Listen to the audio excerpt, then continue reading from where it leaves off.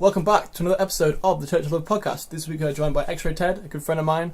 We talk about our punk rock roots, his impressive animation career, and play some of his awesome funky music. It's a really fun episode, and I hope you enjoy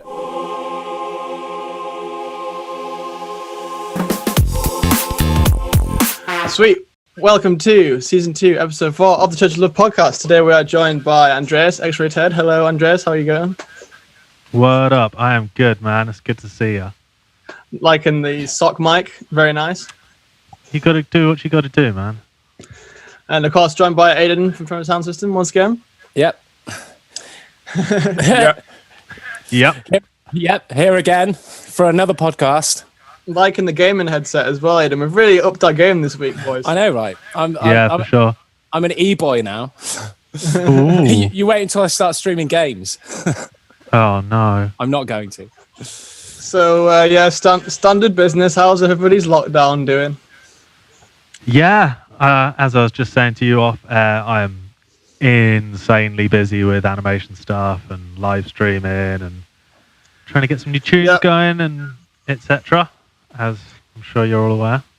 Yeah, I feel like I'm busier than ever at the moment as well, but I need to start making myself a bit more chill, I think. It's been intense. Yeah. No, it's definitely been an intense few weeks. Yes. Yeah. Are you in your new studio there, Andreas? I am in my new studio here. How are you all settled into there? Yeah, pretty much. I tried to switch it all around the other day and then realised that this is the way that it's got to be set up. So this is it. We're settled. It's good. Nice. Well, I guess we should probably get into some music pretty soon. I guess. Do you want to talk about your most recent release on Bomb Strikes, which I thought wasn't out yet, but has already come out ages ago? Yeah, so it came out like a month ago now. New EP on the floor on Bomb Strikes Recordings. It's had some really, really great feedback and support so far from some of the big heavy hitters like Sticky Buds and Crafty Cuts and all those good guys. So yeah, really great support so far. And I guess we're playing one of those tracks right now. Yeah, which one do you want to play? Let's go with the title track, On the Floor. Sweet. Well, this is On the Floor by X-Ray Ted. Let's hope this audio works because we've not tested it yet, but here we go. 1, 2.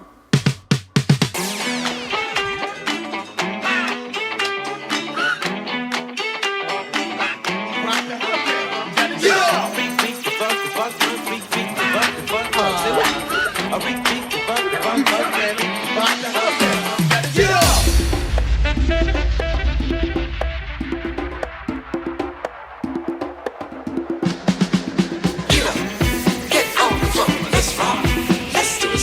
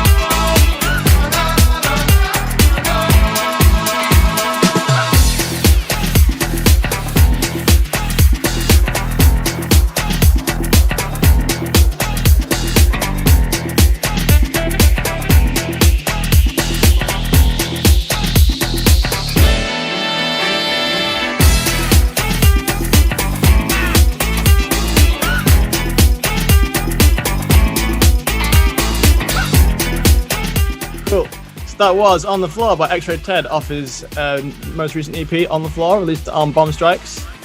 Yes. Yes. Yeah, really dope track, man. Really cool. Yeah, man. I'm loving thanks, the really coming into your own with the new kind of funky break sound you've been going for recently. I'm digging it. Oh, thanks, man. Yeah, I've been trying to get back to my hip hoppy roots rather than bassliney stuff. Yeah, man. And we've had you on the podcast multiple times, but we're trying to be a bit more professional these days. So we're gonna have a bit more of an interview format. Ask you some questions and. All right. We're saying about it's going back to your hip hop roots, but I kind of want to talk a little bit about your punk rock roots as well. Since let's do that. For Craig Charles, your latest mix for Craig Charles. What was it? The trunk of punk. The trunk of punk. Yeah. So Craig normally does on his Funk and Soul show. He does the trunk of funk, and like 2.5 years ago, about 2.5 years ago, I did Fuck. Yeah, I know, it's crazy, right? I did a trunk of funk for him on BBC Radio 6, and then he took over the Tea Time show on Radio 6 during lockdown, and I actually just emailed him straight up as soon as I heard that they were doing the trunk of punk, and I was like, let me do it, because I've been thinking about doing a punk rock mix for a while.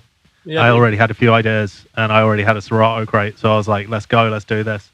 And I didn't hear anything for probably like a whole week, and then I just got a phone call from Craig like, so are we doing this? Has Helen got in contact? And I was like, yes, let's do it. So I ended up putting it together in like 4 or 5 days. Yeah, man, that was fast. You sending me some clips and shit. It was all just like, yes, that, do more of that. So is that kind of what first got you into music? Like, I mean, I know for myself, I mean, it was sort of playing guitar and then like joining punk bands, and that's kind of when I first wrote music and performed music and stuff. Was it the same for you? Yeah, absolutely, man. I was in a ska punk band that turned into like a ska-core hardcore band. Sick. The band evolved, but from like age 11 until like age 15. Nice. Yeah, same when our with me, drummer really. was in a what? Oh, really? Yeah.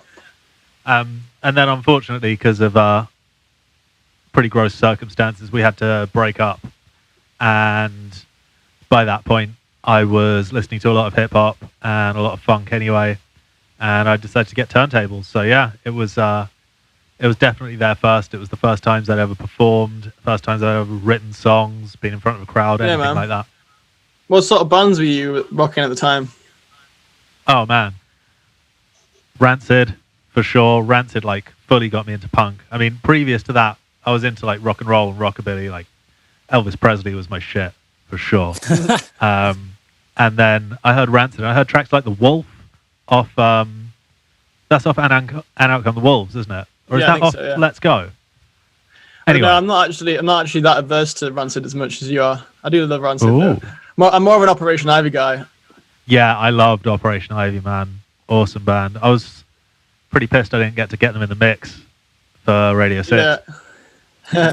Did they just not fit, or you just had to fit? That's the thing. There's not a lot of drum breaks in punk, so it makes it incredibly hard to mix unless there's like a clean drum fill, or like I got a lot of stems. Like a lot of people have commented on the mix, which was Ramones into Rancid. I Want to Be Sedated into Time Bomb, which I just made a mashup of the two.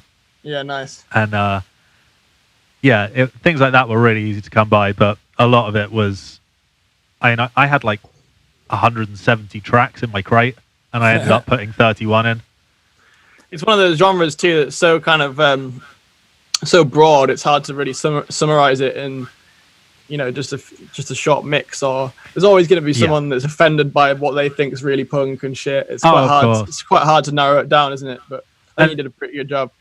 The other thing is, like, it was for Radio 6, so it had to be radio friendly. It had to be no swearing, so like I couldn't play crass or anything like that because you're just reversing fucks the entire way through the song. It sounds rubbish. But then the content, so I couldn't have anything that was like offensive content. So yeah, it was a real challenge, but it was more like I've got all this rad stuff. let's get the building blocks in and see what works and see what fits. Well, it sounds like a fun project anyway. I think I was saying a similar thing about doing my album and stuff. It's just been, I think my piece of towels just fell down. It's quite nice to have those kind of weird limitations sometimes, or like, I don't know, just kind of like a bit of a direction to do something different. Whereas I think when you kind of have the option to do anything, it's almost a bit overwhelming sometimes, and you end up just doing nothing. Certainly with art. Totally. Yeah, totally. Or like, it's easy to rest on your laurels as well. Like, yeah, totally. It's been a long while since I put an entirely brand new half an hour together. It's normally like an evolving thing where one track comes out, another track goes in. Yeah, it was a good challenge.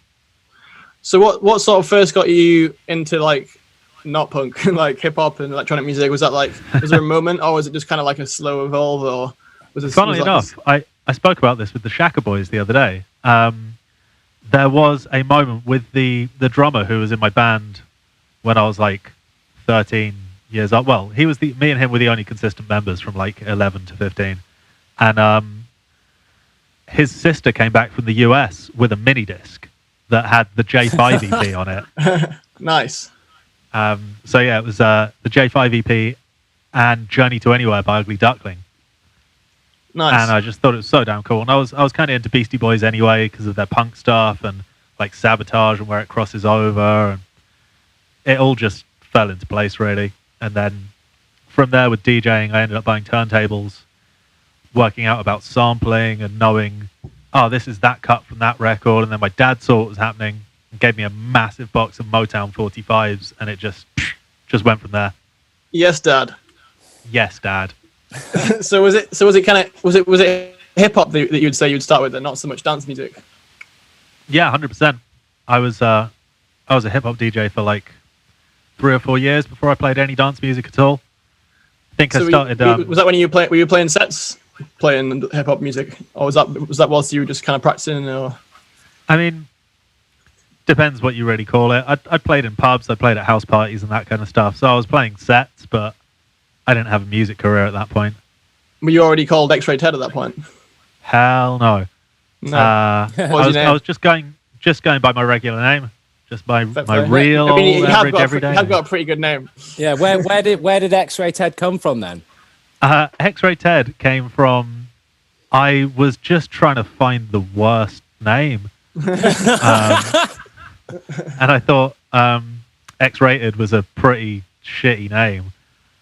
Because obviously, for those who don't recognize, 8 years down the line, X-Rated is X-rated. Yeah, but there's at least 5 people right now going. Yeah. Yeah. Took me a while. So also shout outs to DJ X-Rated if you're listening. Sorry, because he is a legitimately good DJ. But yeah, I was just dicking around in Bristol, and I'd played a few sets already. I played my first set at Thekla in like 2006, I think. And nice. I just found like all the Mumbaton was just coming out, like Dave Nada had just put out that very first Mumbaton EP. And yeah, I was just, Ghetto Funk was just starting up, and I felt like I needed a new name, so that was it. I just found it, went for it. Nice. Was that about the same time you started making beats as well then? Yeah, absolutely. I'd messed around with making beats before. I'd made like a Radiohead bootleg, and I'd had like some shitty old software called like Cakewalk or something like that that I played with to make some beats. Yeah. Never actually played on it, but yeah. Oh, it sucked, I'm sure. But I thought it was some rad shit when I first found it. Fuck yeah. But yeah, that's when I first started making beats. It was like, I guess, 2010, something like that. And I'd partnered up with my buddy Slice Man, and we were doing it entirely together. So our SoundCloud was Slice Man and X-Ray Ted. Cool. And eventually he didn't have quite the same passion for it that I did, and that like drive to just keep doing everything all the time, every day. Yeah. Which is not easy to keep up with. That's one of the best things about DJing versus being in a band. Like, being in a band, but it's really hard to find a group of people that are all equally driven towards the same goals, and like, you know what I mean, like for everyone to turn up all the time and be equally stoked about doing a gig, and you know what I mean. And then as much as like I don't mind taking on a lot of the weight, it does feel a bit shit sometimes when you're the one doing all the work or whatever. As much as it's a lot of work on your own still, but at least you've not got anyone that you're relying on that's fucking you over. Totally. And I've also found like the difference between being in a band and DJing, like the creative direction thing. Like if you're in a band with 5 members and you're together for a few years, some people might want to start playing more like psyche stuff, and some people might want to go harder. When you're a DJ, you can just choose your own adventure. Yeah, I'm finding it quite hard to like. I mean, I know me and you have spoken about starting a punk band quite a few times, but I'm finding it quite hard to even get the ball rolling with that, just because I'm so used to like having everything my way. I'm like, where do I even begin? Like, really, the way to begin is to get together, have a jam, and work it out. But my head's so used to being like, right, I'm going to write everything, produce everything, and then, you know, that's kind of how I would go about it. I mean, that's still an option too. I have been kind of writing stuff in Ableton, like punk stuff, but I don't know. I guess that's the way we're going to have to do it now that it's locked down as well. We can't really have a exactly sweaty punk jam right now. Can we? It's a new world.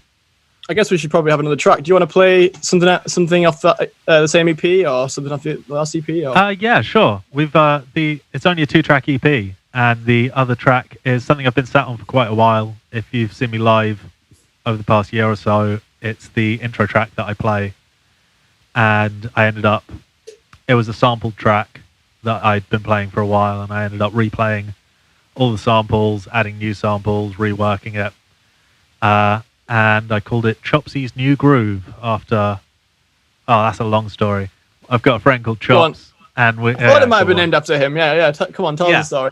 So, jokingly, me and my friendship group in Bristol, we just... I don't know why, but we asked Chops for help all the time. But jokingly, like, Chops, help, when anything happens.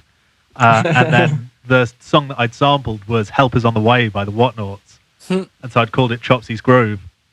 And that was my intro, and then when I reworked all the parts and re-recorded everything myself, I ended up calling it Chopsy's New Groove, like Emperor's New Groove. Nice. So there you go. Oh, gotta love a good origin story. Well, let's smash it on. Cool. This is Chopsy's New Groove by X-Ray Ted, also from his On the Floor EP on Bomb Strikes. In the beginning was the beat, and the beat was strong. Kicked around, stuck in the ground, pulled back up, stuck in an evening gown, tuxedo, bow tie, but it was still funky.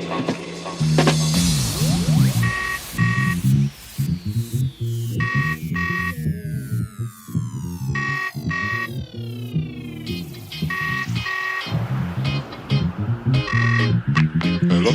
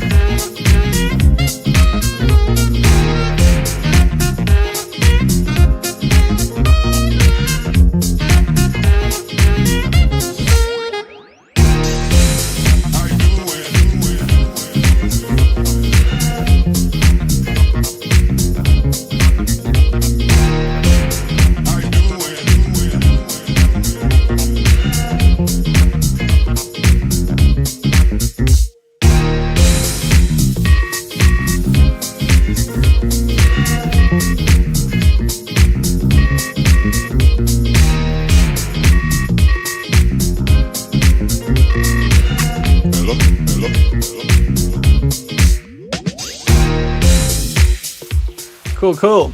That was Chopsy's New Groove by X-Ray Ted. Another banger. Well done, mate. Well, thank you very much. Right, where the fuck's Aiden at? Guess we got to wait for Aiden to come back. Here he is. There he is. Here's the gamer. So yeah, I mean, another question we've been asking everyone is how do we all meet? But I think I actually know. Normally, I don't know the answer to this question, but I think we met at Kendall Calling, right, Dre? Yeah, I think we all met at Kendall Calling, right? Really? I'm pretty sure I'd met you before, which is why we invited you guys. Yeah, I meant as in the three of us met. Yeah. For the first time at Kendall. Yeah, and yeah, I think that was the first time I'd met Will. I'm pointing down at Will because he's below me on Zoom. But Aiden, I'm not sure. I guess it was probably when you were running Bass Jump and I was running $5 Shake, and we came across each other probably in the depths of Timbuktu somewhere along the way. Yeah, I think I'd met you guys. I'd met you, I think like once or twice, maybe even just once. And then we'd been given that stage at Kendall Calling, and I was just like, I don't have enough DJs. Even with Tremor, we didn't have enough DJs for the weekend. And I was like, oh, X-Ray Ted, $5 Shake. Let's invite some of those guys. We need to fill up the roster. And then, did someone know you and invite you, or did we get you to play at the festival? I can't remember. I think it was you guys that asked me to play. Yeah, I think it was like maybe. I don't really know know how you knew what I was doing. Yeah, but it just kind of that festival. It just kind of like everything sort of came together, and that's spawned a lot of things. Yeah, it was the first time I met Angus as well, and Leora and Lucas, and I think that was the first time I'd met Leora as well. You know. Yeah, man. And then it was after that I played for Bass Jump, which was Aiden's old thing.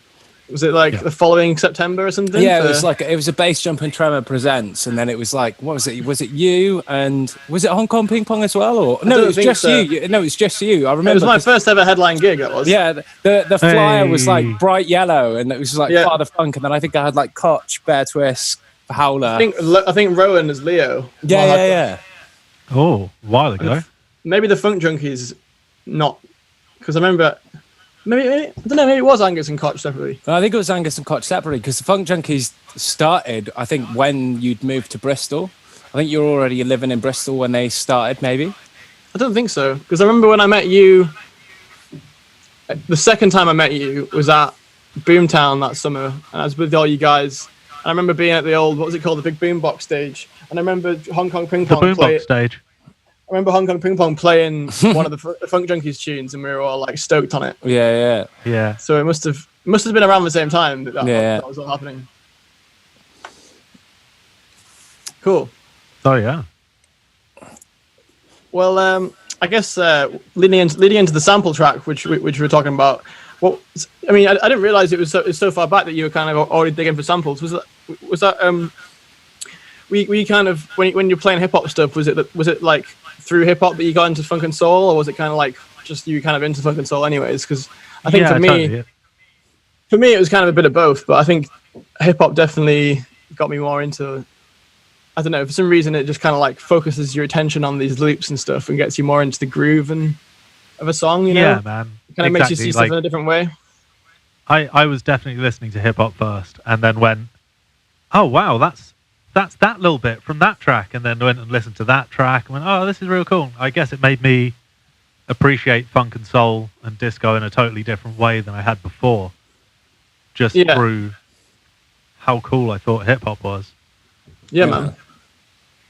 But yeah, I mean, I was digging for samples for years, but I wasn't using them. I just found it really, really cool.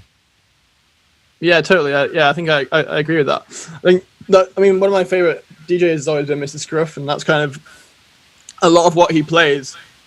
It's like rather than, you know, he'll play a lot of tracks that have been sampled, and it's not so much.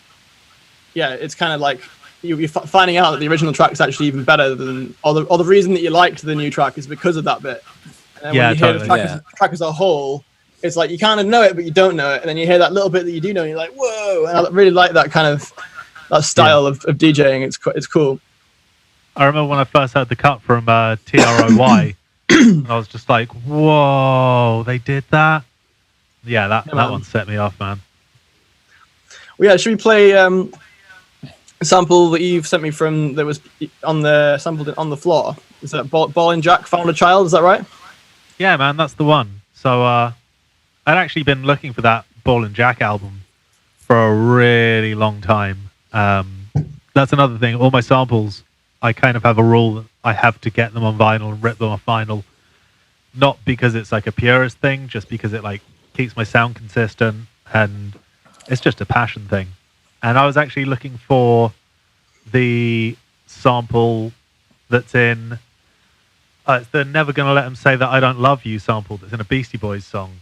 And I don't know why that's evading me right now, but I was looking for that, and that ended up being on my last Bomb Strikes EP. Previous to this one, I had a track called Never Let 'Em Say, which is a Ballin Jack sample, and then I ended up sampling them again for was it the same record? Same record?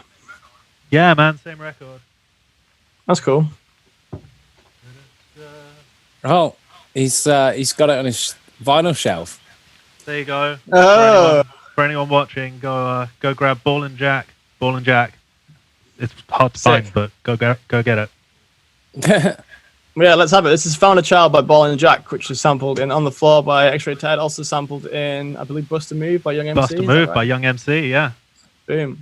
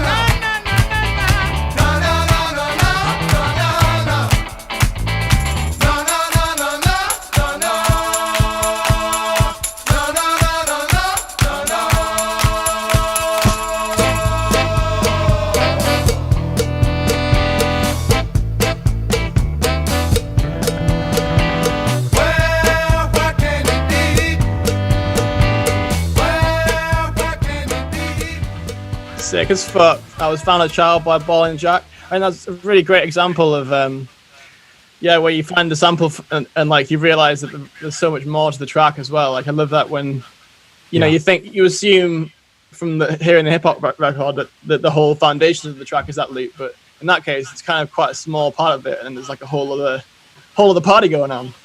Yeah, totally, man. And it's one of those times where it's like going through a record and you find an open part and you're like, oh my God, I've got to use that. Because that's all I look for. I just look for open parts from different records. So I'll find a guitar loop, a horn loop, a drum loop, and then some vocals, put them all together, and then put my own instrumentation on top. Yeah. Nice. What else was I going to say? I can't fucking remember. Oh yeah, that is. It's funny you should have chosen that sample because I actually used that for my intro for my Canada tour earlier this year. Well, really? I made an intro with Rush, obviously Rush because they're Canadian, and then it like into my own glitch hop thing, and then that kind of like sat really nicely over the top of it, and it's just quite a cool like intro funky vibe, isn't it? Like a bit of a sing along thing. Anyway, I think it might be time for the news. Oh.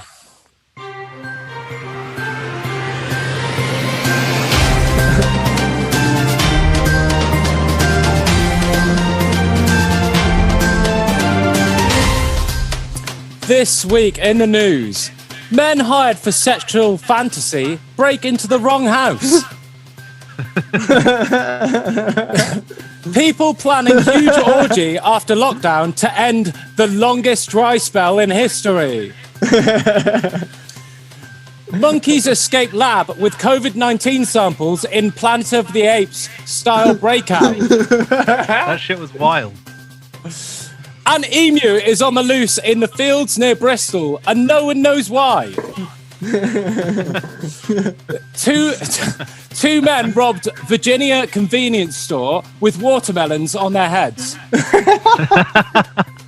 And finally, cheese pirate steal 20,000 pounds of cheese in Wisconsin. Oh yes, Cheese Pirates is a fucking sweet band name. yeah, cheese pirate. Cheese Pirates for sure. Oh dear, I need a couple of minutes to recover. Oh dear, that was great.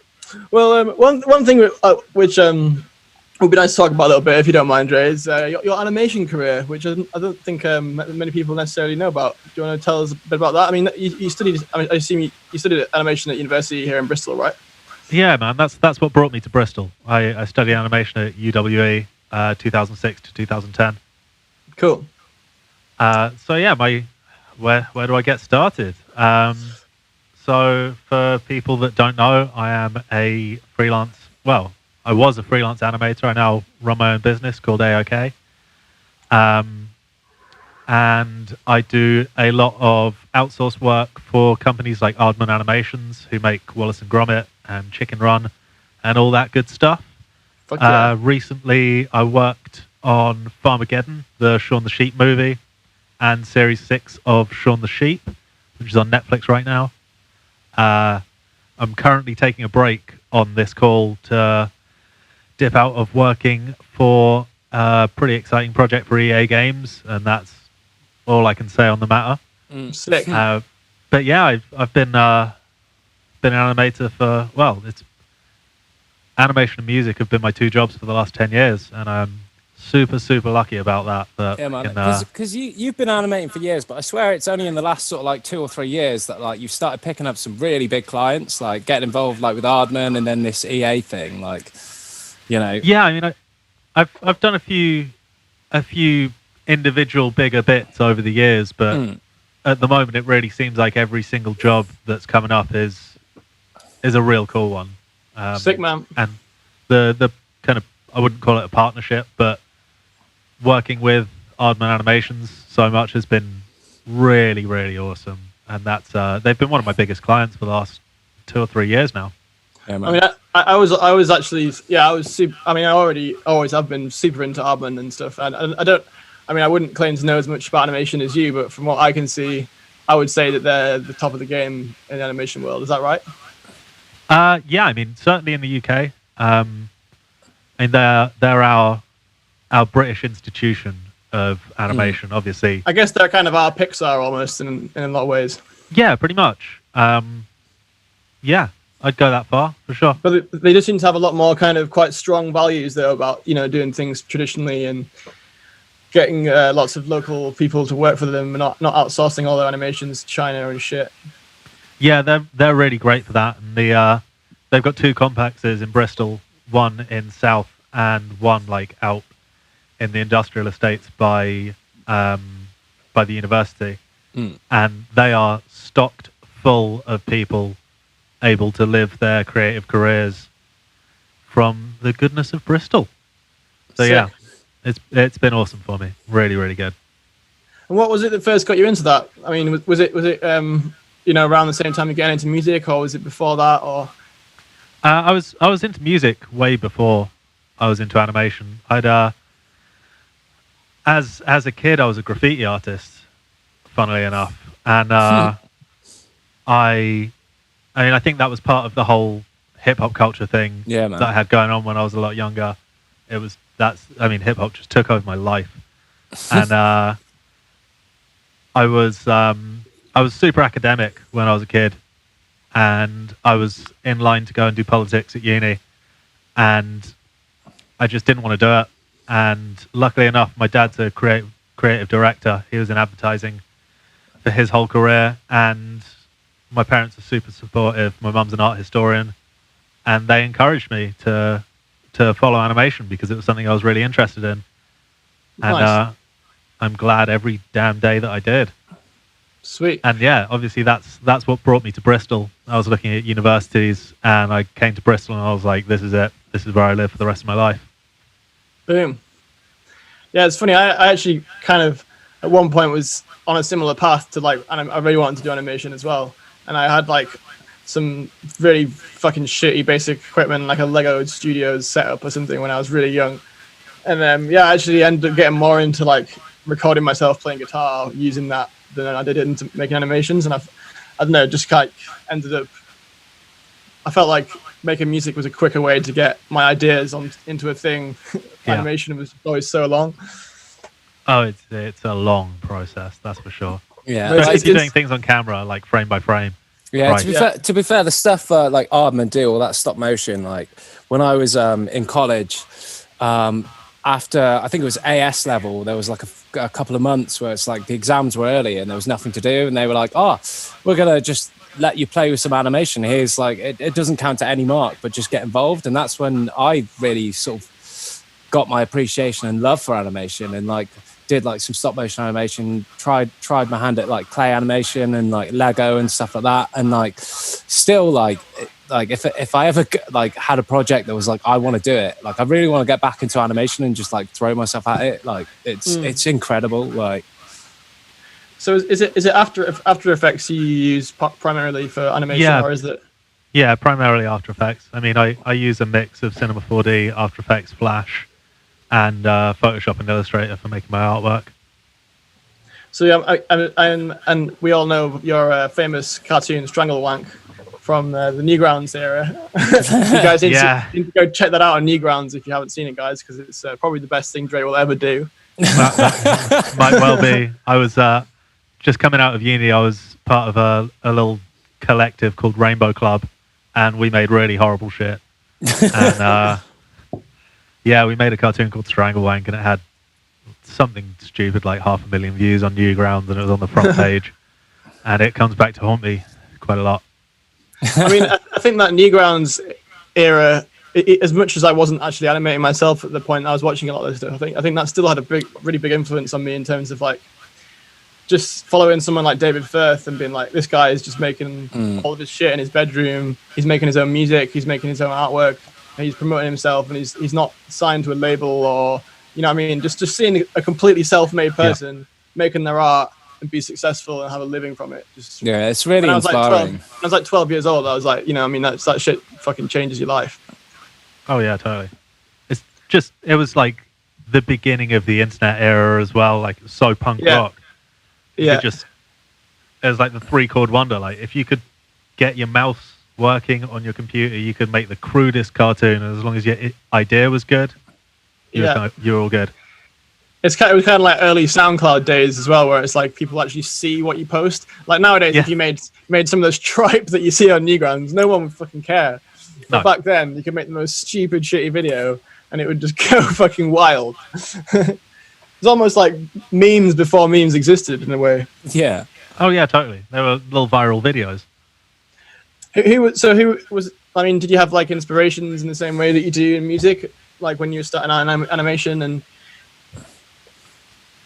yeah, man, I've always been a massive fan of the Disney studios. I'm a huge Disney nerd. I think anyone that knows about animation knows that they birthed the art form and made pretty much every single stride in the art form, and the original 9 animators that existed at the Disney studios are still the best people. I mean, really, and the people they trained are the best people to have ever done it. Some of the best people at drawing that you can find in modern times. It was a crazy standard that they had. Yeah, it is kind of crazy when you think about it. Like, you know, me saying like, oh yeah, fucking animating on Lego Studios was long. Like, imagine how it was for them back then. You know, everything in the physical medium and having to draw every single frame and stuff. And like, yeah, just getting everything that right that it looks real is, you don't really think. Yeah. You just take it for granted. But like making limbs on like an elephant look correct as it walks. Yeah, lumbers along and look like an elephant and having weight and balance and character and like you look at those films and the characters look like they're thinking. They look like real things. And it's just a pile of drawings. Yeah, there's so much more that goes into it's not just a load of drawings. There's so much more that goes into it. They've got to think about the physics of it all, how it all interacts. Like it really is like a true art form. Like those guys are like masters. Like those sort of first Disney guys. Totally. And we actually had a real master in Bristol who I'll go to say an RIP for, Richard Williams, who was working on the campus at Aardman Animation doing his own thing, but he was the animation director on Who Framed Roger Rabbit, and he was one of the best animators to ever live. And I was lucky enough to work beside him while I was over at Aardman. I never worked on a project with him, but working beside him was just awesome. It was like a real hero. It's like sitting down and like jamming out some tracks while Nile Rodgers is a couple of desks up. Yeah, man. Fucking awesome, man. So what sort of stuff? I mean, as I was at one point thinking about studying animation, I'm interested to know what kind of stuff that you'd learn, because I mean, I think a lot of stuff like After Effects it just takes such a long time to master. Was it more kind of like general concepts, or were you doing lots of studying of Disney films and stuff like that, or in history, or? Man, we learned everything on paper. So my entire first year at university was learning to make a ball bounce correctly. Like the very first assignment was different kinds of balls bouncing downstairs. So you had like a tennis ball, a bowling ball, a balloon filled with water, like on and on and on, just so that you could understand the relationship from drawing to drawing, what makes something look heavy, what makes something look light, what makes something look wet. And then we went into human mechanics and walks and runs and drawing in perspective and so do you have to study quite a lot of like anatomy and stuff like that as well? Yeah, and like there's quite a lot of physics involved. I mean, it's not actual physics, but it's understanding the way that physics works. Weight. Talking of that, Dre, like yesterday I watched the newest Terminator film, and there's one scene in it where the like bad Terminator guy jumps stupidly high, bounces off like electrical box, swings off a beam and lands. But this guy is supposed to be like 400 or 500 kilos, and none of the scenery he interacts with just does nothing, and like he accelerates too fast. And I'm just like looking at this, and like it's like this is a multi-million-pound Hollywood film, and they're fucking up at the basics, the shit that you like makes animation feel real, because it like all of that scene is like CGI, and it's just like, how can like Hollywood films like that mess up? And like when you know you've gone through uni and that's basic stuff you get taught. Like who knows how that stuff gets through, man? Well, I guess you don't let anything get through, do you? Oh, I try my best not to. Yeah, what's kind of the process for that then? Is it like you have your team of animators and you all do like different like I don't know, say you've got like a 10-minute scene, do you all do like 2 minutes each and then someone stitches them all together? Or I mean, it's kind of dependent on project. So a project that I worked on recently was Jamie Cullum's new music video for Age of Anxiety, and that was sick, man. That was a great song, really great song. We had a really great team. And we had a director, we had designers, storyboard artist, and then a team of animators, and then compositing, which is putting all the animation together, coloring it up, and making it look real. So everyone has a role, and everyone's a really, really key role in those situations. But it's pretty different depending on who you're working with and what's required of the scene. Sometimes feature films will have a leading animator that handles a whole character, and sometimes it's different animators on the same character, and it's how long's a piece of string? Yeah. Do you ever think about doing like your own cartoon or something like that? Yeah, I think about it. But or maybe Strangle Wank Part 2. Get the old team back together. The Reckoning. The Wankening.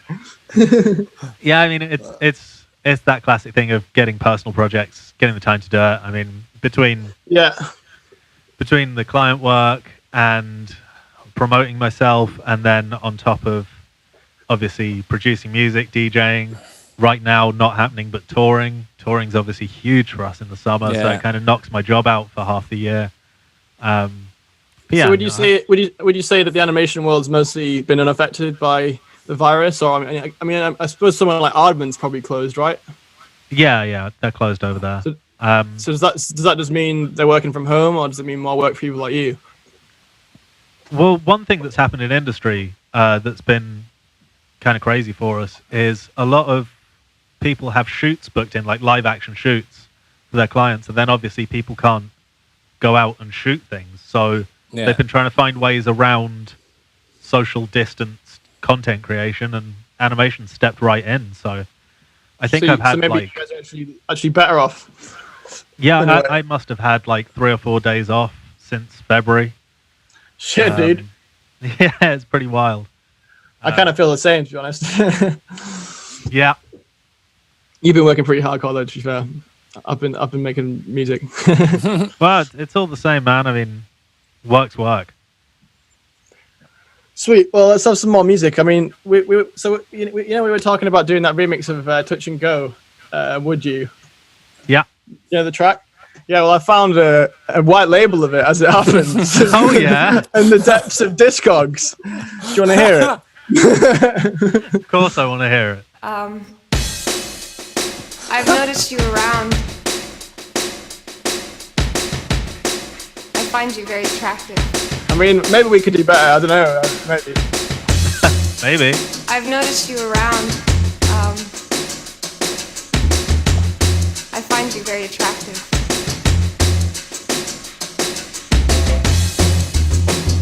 I find you very attractive. Man, this track is so good. Yeah, dude.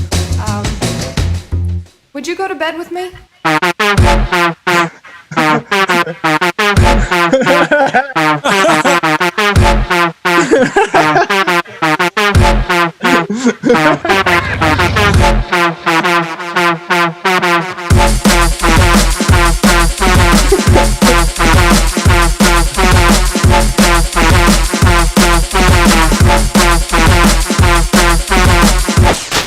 Wow. What a find. I mean, you know the punchline, it's still funny. Oh dear, we should definitely do a version of that though, dude. I think that's such a banger. Yeah, man, that's a slammer of a track, the original. Fuck yeah. Well, I guess we should probably start wrapping up fairly soon. Is there what have you got coming up? I mean, I guess like you say, you're pretty busy with your animations and stuff, but do you have any plans for, like, I don't know, more music or mixtapes and stuff? I mean, I guess you just put out both those things, but... Well, yeah, I mean, I just put out the On the Floor EP. I've put out a couple of free downloads, and I've got some new music on Bandcamp, some edits. Working on some collabs at the moment, back and forth with Fortnox 5 quite a lot. Working on something. That's exciting. Yeah, man, we're getting things together at the moment. Really excited about that. Cool. Obviously, the punk rock mix has just dropped, but it's probably about time for a normal X-Ray Ted mixtape as well once I get some time. And every Sunday, I'm doing the Sunday morning coffee stream. Oh yeah. So 10:30 UK time. Just me in a dressing gown, drinking coffee and playing records back to back, radio style, just chatting with people. That's on on Twitch. twitch.tv/xratedofficial, and that's been hella fun. I'm I've really enjoyed that enjoying more the than live streams. Yeah, I mean, I guess what I'm doing is still more like a DJ set, but I think just in general, the live stream format's quite a nice change. It's just not quite as much pressure. I mean, I think I'm kind of putting less and less pressure on myself each week as I do it, because at first I was just like playing a normal set, but it's quite. I've been finding myself playing a lot more like Liquid and stuff, and just kind of going a little bit deeper into. You know, you would never play fucking Liquid at like a 1 a.m. fucking festival slot. You know what I mean? But no. It kind of feels right when the stream starts to wind down to sort of go a bit deeper into stuff like that, which is. Yeah, man. I think I've been seeing a lot of DJs like my friend Subdoctor from the States, who plays really heavy dubstep stuff, and he's been doing like 8-hour-long streams and playing like MGMT and like indie songs and shit, and like I think I'm interested to see how this affects when we go back. Like, will DJs now be able to like do a bit more of that sort of stuff? Like you've done with your punk mix and that. Like maybe this is a great time for us all to establish like other parts of our musical personality that maybe before we felt like we couldn't, because we're always playing big festival slots and stuff. And yeah, man, will it be the like comeback of the sort of party DJ? Because like like people like A Skills and Crafty, will it bring more people to the table like that who just play a range of everything? Like, yeah, I think it's definitely been a really good thing for open format DJs, because people are inclined to go to certain nights when they go out, and a lot of people say you're into drum and bass, you go to a drum and bass night, and that's it, and there's like 8 relentless hours of drum and bass, and and I think there's a lot more people that are just tuning into live streams as they're there, and like you said, with the pressure thing, there's so much less pressure to it that you're not spending money on going out to a night. You can tune in, you can go make yourself a coffee, you can go do something else, and it's also the opportunity that people have to check out DJs that they don't normally get to see. Yeah, that's one thing I've noticed too, is like there's quite a few people have messaged me where it's like they would never get to see me play because they live in like France or whatever, and they really follow the scene, but they never had a chance to really check it out. Which it's kind of a double-edged sword, because it's like part of that makes me feel good, and then the other part is like, shit, maybe I should be putting more effort into my sets and making it more like a set. Yeah. But yeah, I think ultimately it kind of just reminds me that people that are fans of me are just fans of me, and they'll like, as long as I'm not playing something completely out of character, which is hard to do because I've kind of made a point of being varied anyway. People just like what you do. I think being surrounded by other DJs that do just play drum and bass makes you feel like, oh, maybe I shouldn't be so, widespread. But I'm pretty sure everyone knows that's our vibe. And like, there's been a few times where I've been playing like, maybe a really chill Liquid tune. I'm looking at the viewers and be like, shit, maybe everyone's gonna leave. And no one fucking does. Like, everyone's a lot more open-minded than we give them credit for, I think. I've felt so much less pressure in that way, that you can just play what you want, and also like, obviously, the speed at which I mix, I play, minimum 45 songs in an hour, minimum. And live streaming's let me slow down because of it's like a different kind of crowd interaction. Like the crowd interaction that you get live, you drop ante up and everyone goes, oh. Yeah. When you're streaming, it's like you can play something a little bit different. Let's just go with the word different. And you get that crowd interaction of people talking in the chat, and you can directly talk back to them. Like, I've really enjoyed having a microphone while I'm live streaming.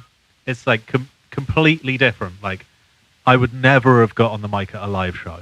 Yeah, that's something I've noticed. Like, I'm not, even when I have got on the mic at a live show, which I try and make an effort to do, certainly in like Canada and stuff, just because it's a bit more of a done thing.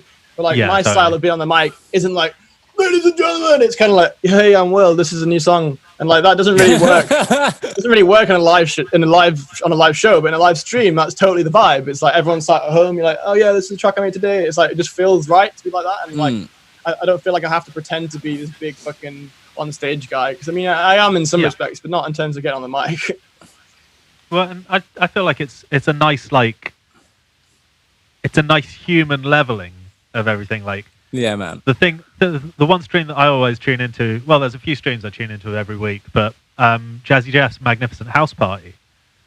And you'll be sat at home watching Jazzy Jeff. He's just talking normally on the mic, and he's doing his shout outs, and you realise DJ Premier's sat there watching him in his living room, just like you're sat in your living room. And it's like, I just find it really cool to see everyone's just people. There's a lot of like glorifying DJs and putting people on pedestals, and I feel like live streaming from people's houses has leveled that playing field a bit more. Yeah, totally. It's the same with like Twitch versus Facebook as well. I feel like where it's like, at first I was like, I'm not going to have as many people watching me on Twitch, but it's like, actually, I'd much rather have that 100 people on Twitch who are interacting in the chat and being super cool than like, I don't care about those having big views of a non-engaged crowd, you know? It just kind of like makes you reevaluate what it is that you care about, you know?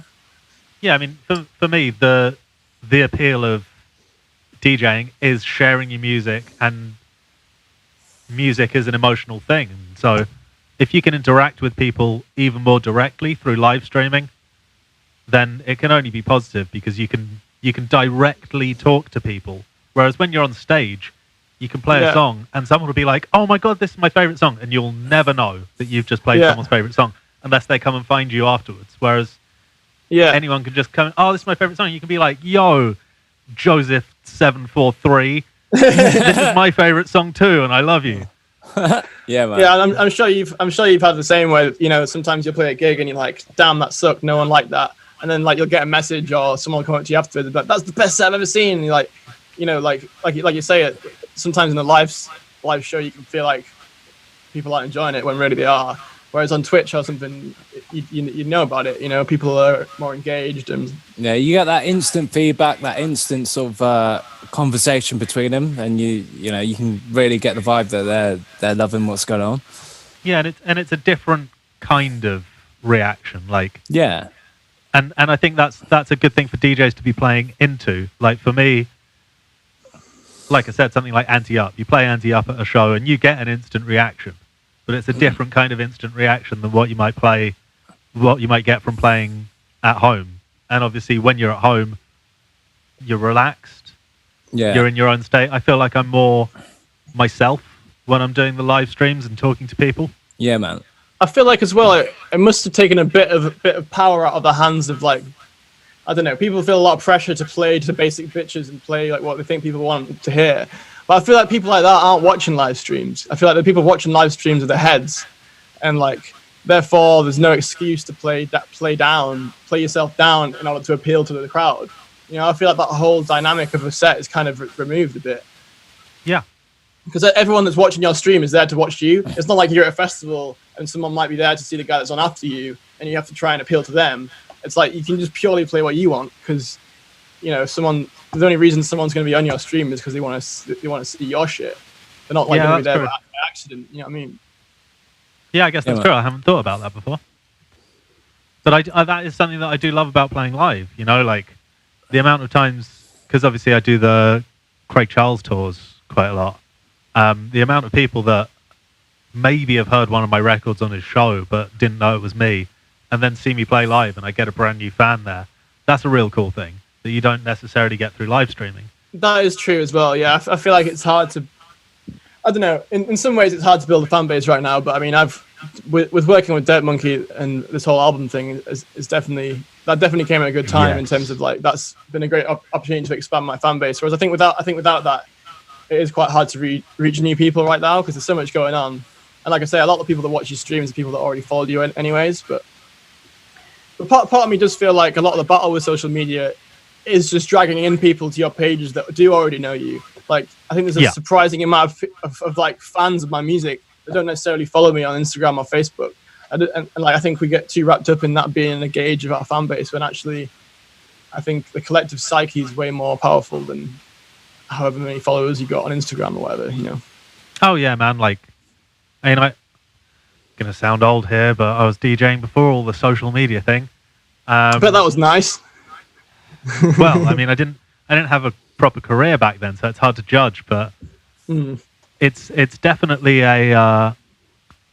it's a factor that shouldn't be there as far as I'm concerned. Like, if a DJ is a good DJ, they used to get bookings because they were a great DJ, and people knew that from going to events and seeing them play, and promoters would do that, would see people and appreciate what they were doing and bring them onto other things. Whereas now, you know, there's a lot of, oh, you have this many followers on that platform. Oh, what can you do for us for promotion? If we get you to play at our night, we'll get access to your 10,000 followers. And yeah, I think that's just lazy promotion a lot of the time. You know, like for the most part, I'm lucky enough to not have to work with too many of those promoters, and I think, you know, as much as I might be jealous as some of the people that are in that part of the industry in terms of like them having more financial security and blah blah, it's like, yeah, I'm just quite blessed I don't have to work with shitty people like that. Like, yeah, I feel that so many promoters these days, rather than trying to build a brand that people look at and they're like, holy shit, it doesn't matter who this brand books, it's going to be a sick night. Promoters these days are just like, he's got 100,000 likes, he's got this, he's been on the radio, but sell tickets. It like too many promoters, it's become more of a business to just churn out ticket sales. They're not putting on a night that's a fucking cool night with really cool music. They're just putting on what is going to make them money, which, I mean, at the end of the day, it is a business, but still, like, music's not about that. Music's about the art form, the emotions, what it makes people feel. And if you put on a cool show, you know, this is what I'm hoping comes out of this whole like kind of music industry shakeup with the virus. Is like, you know, things are already pretty fucked up in the music industry anyways, and like I'm hoping that this kind of like maybe kills some of that bullshit and maybe makes people realize what's important and brings it back to like the real shit. But who knows? Man, I saw a promoter talking the other day on his personal page, so we won't name them, but talking about looking at people's live streams and in comparison to their fees, where you've got these huge DJs live streaming, people like Carl Cox and like, I don't want to name too many DJs, but people of that standard of DJs is the point that I'm highlighting. And they've got, you know, 300 people in their live stream. I mean, obviously they are huge names that people know, say like, and Andy C is not an example that I've seen this with whatsoever, but say like Andy C, you know, if Andy C is playing, you go to it and it's a drum and bass show, you know, and there's a lot of people who it's like, I want to see drum and bass, I'll go and see Andy C. Yeah. But the point that this promoter was highlighting was when it comes down to actual fans, they might only have, you know, 400, 500 people logging in on a live stream, but they're charging £25,000 for a set. And is it worth That's it a really for a good promoter? point. Like when they can get artists who are, I wouldn't necessarily say just as good, but like but a that's different when standard. when artists get to a point where they've got still probably the same number of like really hardcore fans as someone like you and Will, but they have got to a point in their career where in the sort of general population they're perceived as cool. So like, for example, Andy C, I know he doesn't apply to the example you've given, but if people see Andy C on a lineup, they know it's drum and bass. And he's built a brand where people know he's the best.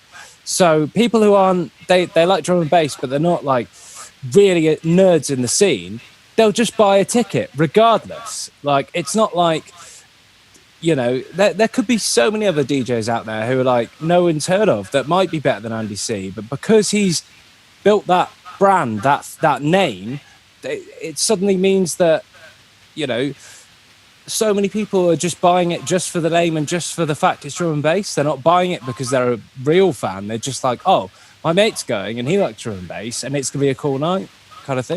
I think like Dre's saying as well, this is kind of lifted that veil of like, oh yeah, this guy is really famous already. But like I say, when you actually look at the fucking numbers of who's tuning in, it's like, should there really be that much of a pay gap between these guys and some of us? Yeah. No, I'm not saying I'm fucking Andy C, but there is some seriously unfair shit going on in the music industry in terms of how people get paid. I think it must be said, like, these people, they've built up their personal brands. They've been doing this for a very long time, and they deserve it. Absolutely. 100%. However, there is there's a lot more out there that may not get the chance to get that high because there are now household brand DJs. Yeah. You know, it's the same as, you know, a biscuit company that's not McVitie's. They might have the best biscuits, but a lot of people are going to buy McVitie's because they know, McVitie's are a great biscuit and everyone's trusted them. It's not it doesn't take anything away from McVitie's, but you know what I'm trying to say.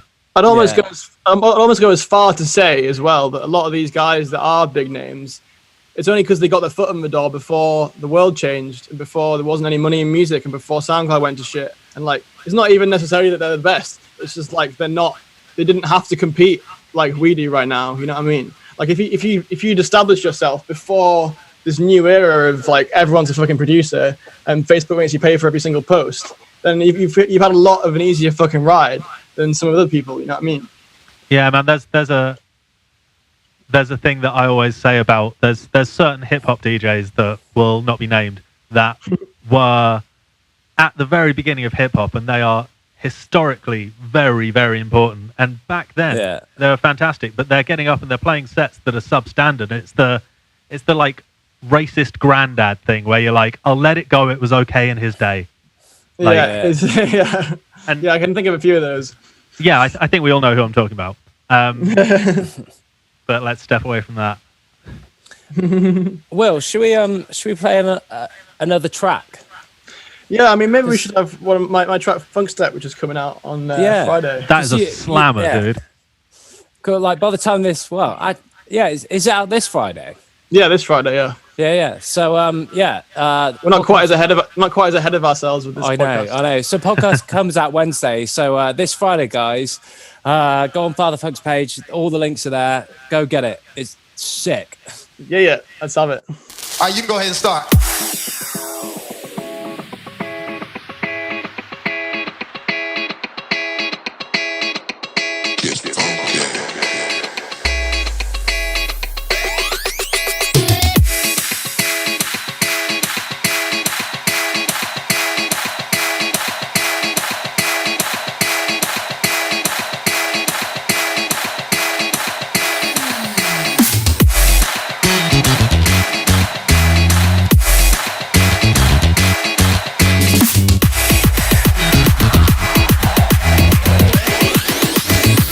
I'm on a funk flex. Yeah.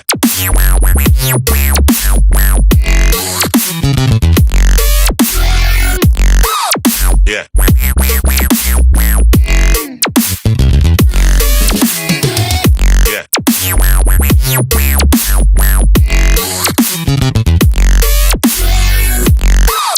Yeah.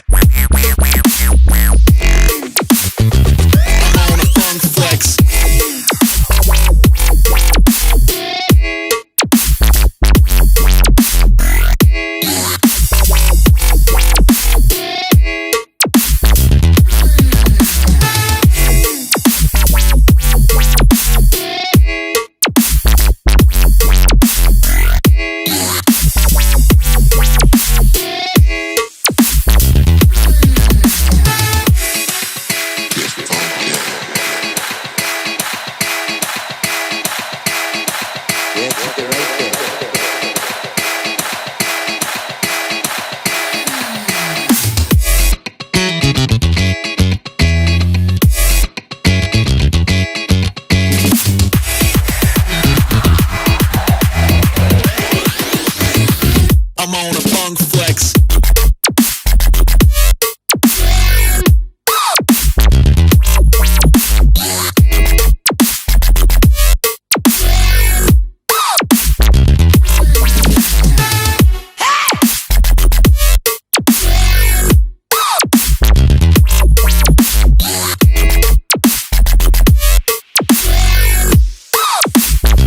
I'm on a funk flex. Yeah, keep it right there. Yeah, that was my new single Funkstep out on Friday on 19K. This is the second single off my album, which should be out in a few weeks. We shall see. Man, absolute slammer. Gotta be said. Stunky. It's really killing it at the moment, man. I have to say, it's like the perfect mix of like funk and like that old school Brasco sound. Like, it's that perfect blend, if you know what I mean, like that sort of woo boost era. That's where I want to. That's where I want to take my music right now. Yeah. Yeah, sure. Man. Well, you're doing it. Fuck yeah. Well, I guess we should probably wrap it up, boys? I guess so. I think I've already asked you this, but before we go, is there anything you want to kind of plug and push? I mean, I guess it's the Trunk of Punk mix that's on your SoundCloud. Is that right?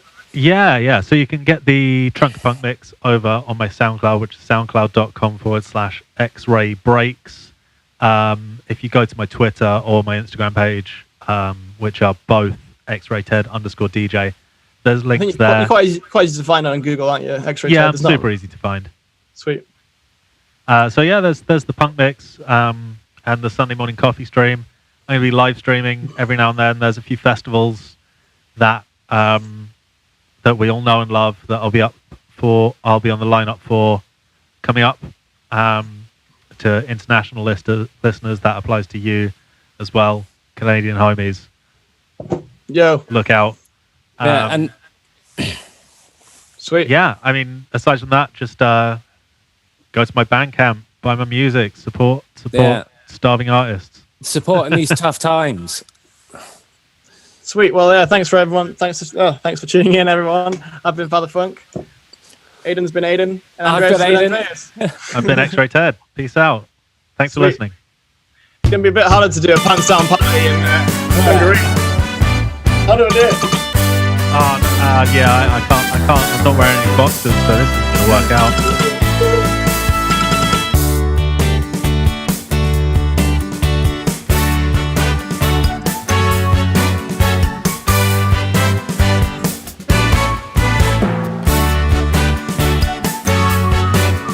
I just want to apologise that I am still in my pajamas.